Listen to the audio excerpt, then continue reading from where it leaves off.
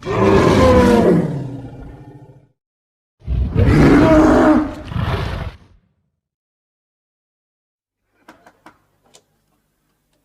and Yarnell? 15 seconds are curtain shields in Yarnell.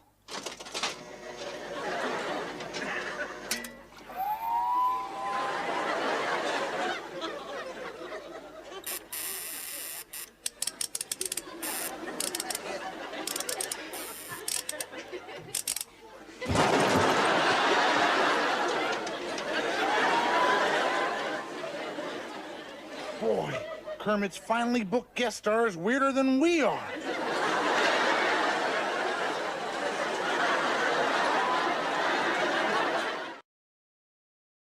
In 1972, an American mime team was formed that would penetrate the American Zeitgeist during the 70s and even create a new dance craze.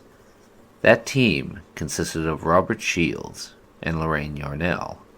Shields and Yarnell.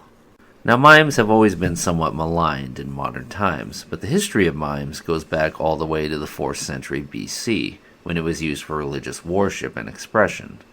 It became part of Roman and Greek theater later, and even took part in the famous Commedia dell'arte, or comedy of art plays in Italy.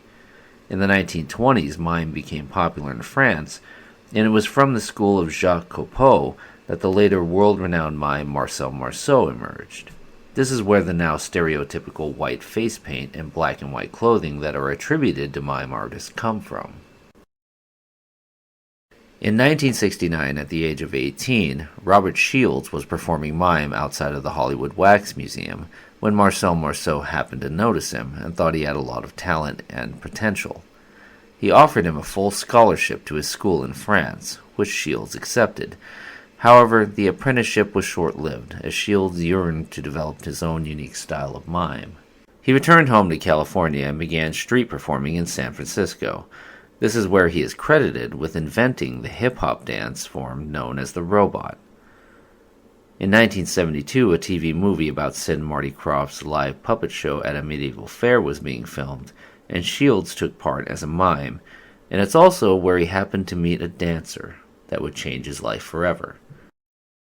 Lorraine Yarnell had been working as a dancer for many years in movies and television, appearing in Bye Bye Birdie, Shindig, The Carol Burnett Show, and other off-Broadway musicals. In 1972, she appeared in the TV movie Full de Role, where she met a mime artist named Robert Shields, and the two hit it off immediately. They got married the same year in Union Square. The duo moved to Los Angeles in 1975 and landed regular spots on The Mac Davis Show and the Sonny and Cher Comedy Hour. This led to the pair getting their own variety series in 1977, simply titled The Shields and Yarnell Show. It was here that they performed what would become an iconic sketch that they are most associated with, the breakfast sketch.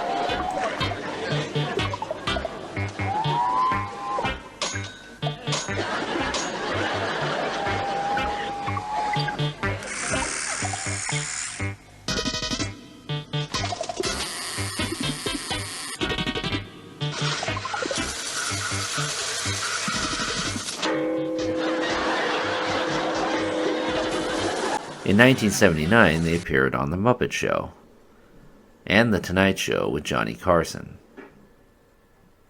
They went on to perform for 2 American presidents and Queen Elizabeth in a command performance, as well as touring China with Bob Hope. They also appeared in several commercials, from Hires Root Beer to a commercial for Health Alliance Plan, and even a PSA about child abuse. Shields and Yarnell divorced in 1986, but remained on good terms. They even got together once in a while to do reunion tours.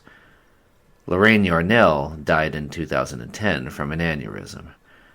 Robert Shields remarried twice after his divorce, though his first wife, Lori Burke, died the next year from a brain tumor herself. It was a unique time in American history where a couple of talented mime artists could penetrate American culture so thoroughly and find stardom. The art of mime has since died off almost completely, and while many people treat mime artists as a punching bag of ridicule, reinforced by the endless jokes and portrayals of them on television and movies, Mime artists are just that. Artists. It takes a high level of skill to do what Shields and Yarnell did, and we should all be able to appreciate their talent. I certainly did, and still do.